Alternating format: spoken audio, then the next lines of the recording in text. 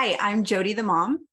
And I'm Dr. Barr, the doc, and this is Mom and Doc Talks, where we talk all things healing pans and pandas with a special emphasis on homeopathy. And as we continue this initial welcome to our series that we're doing, where we're focusing on what a trajectory of from start to finish can be from like diagnosis or from first presentation of being unwell to fully healed and thriving. Told through the lens of Jody and Avery and their story. Last episode, we talked about the first remedy and the first experience with homeopathy and some of the challenges that Jody had with that.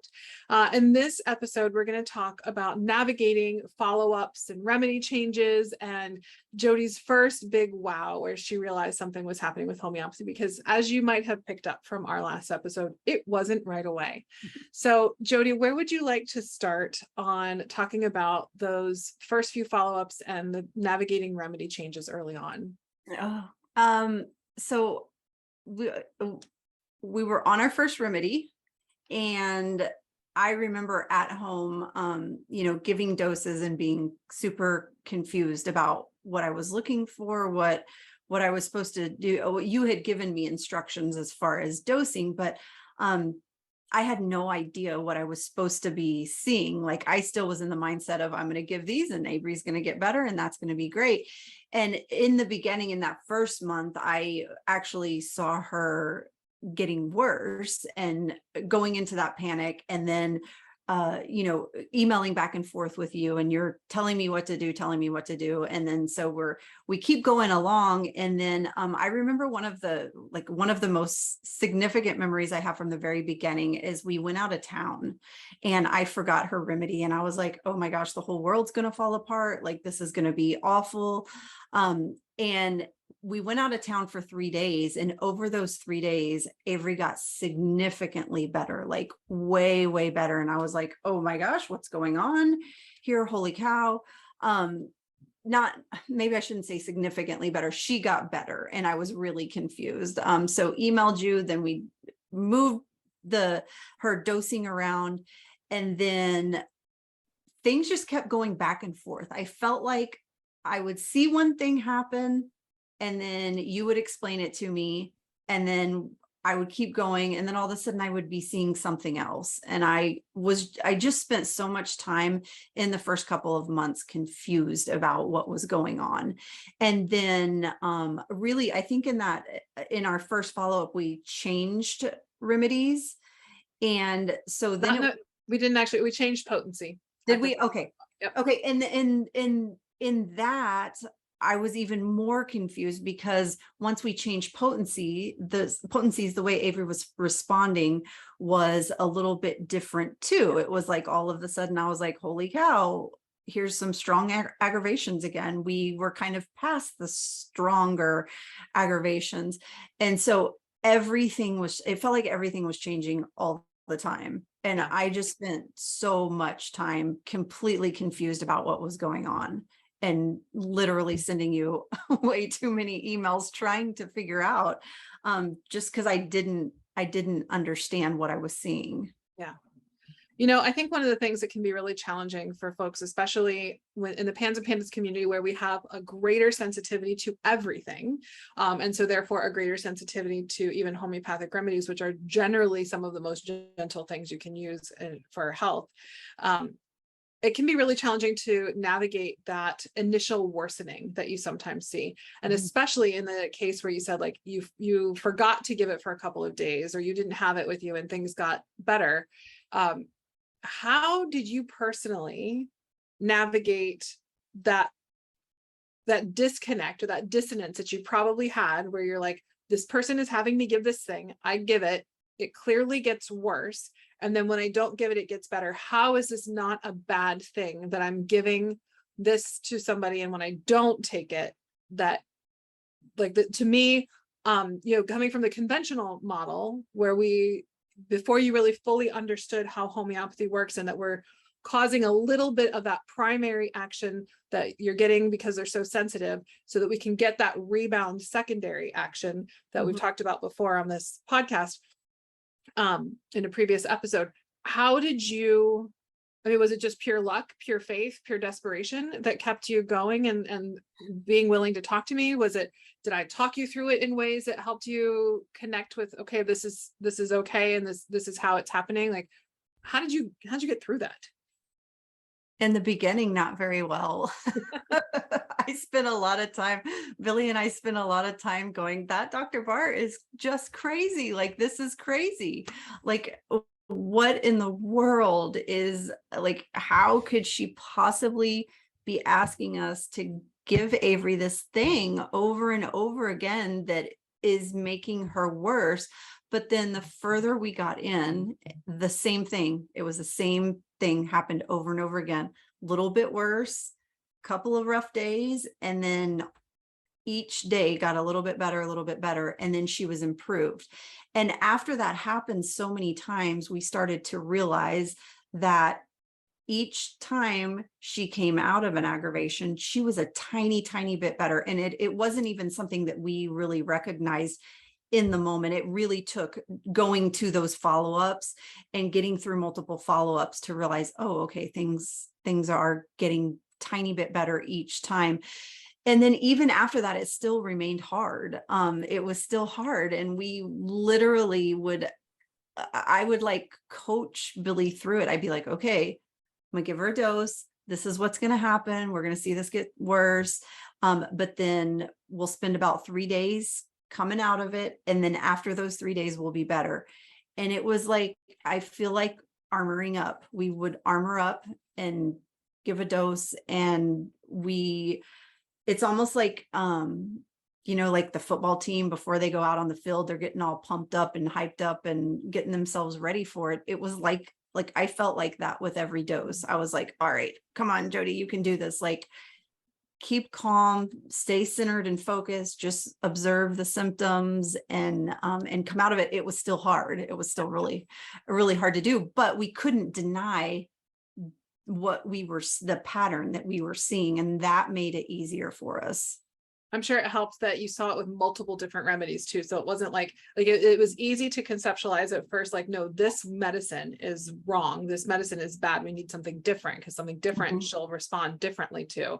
And then you saw it again and again and again over different remedies, because Avery is no exception to the typical pattern that we see with PANS and PANDAS kids, that they need usually multiple different medicines in multiple different preparations to get them to fully healed. And it's because we have to meet the body where it's at in the moment. And the body is constantly responding to things in its environment, to its own changes as a child grows, and and different things that they're exposed to. And so we constantly have to shift and adjust to keep giving those small, gentle, sometimes not as gentle as we want them to be, nudges to the body to continue that healing process. And so seeing those patterns and like having patience when you first get started, because the reality is, as good as I am as a homeopath, I don't have the ability, I don't have a crystal ball, and I can't predict how each individual is going to respond.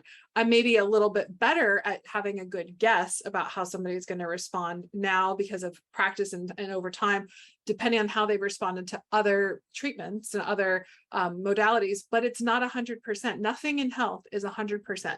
And so we always have to look at the individual and how they respond and adapt from there. I think that having that patience, whether you're working with me or any homeopath that you happen to work with, if you decide to take that leap, giving the patience and the time for you and your homeopath to figure out exactly how your kiddo's body responds, or you, if you're getting help for yourself, how your body responds to homeopathic medicines, so that you can adapt and have it be as effective with as little impact, as little negative impact as possible moving forward.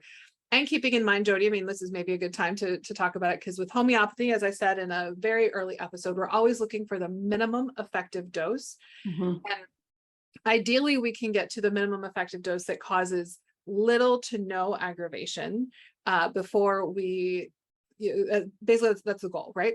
Yeah. We tried to do that with Avery. And there are some kids that unfortunately the minimum effective dose will still cause a little bit of an aggravation. We did get to a point where the aggravations weren't lasting 3 days. Yeah. They were a day or less, but Mhm. if we would get to a dose that didn't cause an aggravation, we also didn't see any improvement for her. And so for some kids, an aggravation is a necessary evil, that I think when I talked about it, we conceptualized it a little bit like working out, that, if you go to the gym, you're going to have a little bit of soreness that will contribute to building strength and to getting into a healthier place. You obviously don't want to have so much soreness like I did one time when I was still training in Krav Maga, and I did way too many push-ups and I tore the muscles so intensely that I swelled up and I couldn't move my arms hardly at all. I couldn't brush my teeth or brush my hair. And they were like so hard. They were like softballs is what they felt like. That's obviously too much. That's not a healthy way to and so that would be like an intense aggravation. Whereas, a small aggravation is like a little bit of soreness that you worked hard and your body is building changes, but that you can still go on with your life. So we're looking for that little bit of soreness that you would get from working out. Yeah. And I think it's worth mentioning here that, still being in the mindset I was before homeopathy, during this time, we were going through that figuring out part of it. I was very much not used to, like, you give a medicine and something happens. I wasn't used to the whole like figuring it out part. And I felt like we figured it out in the beginning. And then with the new potency, it's like, oh, here we go. We're going back into figuring out the best dosing frequency. And that kind of happened over and over again. And that, I feel like that really wore me down because I wasn't expecting it. I didn't understand that. But then after we had done it like 3 or 4 times, I was like, okay, like this is the good stuff. Like we're gonna start this new potency and it's gonna get a little for a second, but then we go into that figuring out part. And that's the really cool part where we're gonna make sure that it's not too much, that it's the least amount that is beneficial. And then we start moving forward again. And so once I got used to that and it was just, okay, like this is part of it. I got a lot more comfortable. And then we had our like moment, the moment, and I actually have the email. I have to read it because this email still means so much to me. We were on a remedy. I think we had changed remedies and we hit, I don't even know what we had given a dose of it. And then I stopped dosing and it was like the clouds parted and something happened. And I think after this moment was when we were finally okay with aggravations and all of that stuff. But I sent this email that says, oh my gosh, it happened. I'm so afraid to talk about it because I don't want it to go away. Almost every single one of her symptoms are significantly better. The tics, the anxiety, the rages, the emotional ups and downs, the anger, it's all better. I know we're just beginning and we have a really long ways to go and we're going to have our setbacks, but I'm so grateful for the past 2 days. My soul has been refilled with joy. That was like the moment where I was like, okay, this just blind faith I've had in homeopathy being what was going to heal Avery. That was my first moment where I was like, I'm not doing anything else. All we're doing is homeopathy. And that completely changed what was going on. Yeah. And after that, I was like, all right, there was still all kinds of hard and everything, but after that moment, I feel like so many moms have that moment and they're like, whoa, like, okay, like we are in it and this is why we're here right here. So it was such a significant moment in our healing journey with Avery. Yeah. And there's the next 2 episodes, we're going to have some conversations that are really focused on you as parents and navigating some of these ups and downs, giving you some ideas for about what to expect with the process and navigating some of your own reactions to the process. So don't worry, we're not going to forget about you. But one of the things that I think is really important to touch on here, Jody, is that a lot of people want that big wow that you had right away. And if they don't get it right away, they think it's not working. And they think there's also some perception for people who are patient and waited out that big wow, like, why didn't we just start with this? And I think you actually had that because I believe the remedy that you sent me that email with was her 5th or 6th remedy that she had while working with me. And there has to be some part of you that was like, well, why didn't we just give this? We could have had this up front if we just given this. And I've heard that again and again from so many different people. And the reality is that you have to work through those little smaller changes, those nudges, to get to the point that you have that wow. Some people do have it right up front because the body is ready for it. But the reality is homeopathy is not forcing anything in the body like medications or supplements. There's no biochemical force. Everything that you're seeing as a result of homeopathy is actually the body doing it itself. And the homeopathy is just that nudge to the body to have that healing response that we're looking for. And so we can't make somebody do it before they're ready. So if we want to go back to like the working out analogy, if you haven't been running for a while, you can't sign up for a marathon tomorrow and expect to do a good job and to be successful with it. And so essentially you just, or like a powerlifting competition, you can't go from like, hanging out and being a couch potato to being a powerlifting champion because you just decide that you want to do it. You can't go lift like weights 3 times and be able to do it. And so you have to build up until your body is able to have that type of response. And so the reality is I could have given the remedy that led to that amazing email and to that first glimpse of, oh my gosh, my child is still here. This does not have to be my life forever. I could have given it 3 months, 4 months, 5 months earlier, and it wouldn't have had that response. There probably would have been no response to the remedy at all because it wasn't the right remedy. It wasn't indicated at that particular point in time. So that can be a frustrating thing too, because we have to acknowledge and wrap our brains around the fact that healing, true healing, and our body restoring that homeostasis where it can do it on its own takes time. It takes work to get there. And we can't compare healing with homeopathy, true healing, where our body doesn't need anything in the long run to be able to sustain balance and to sustain health.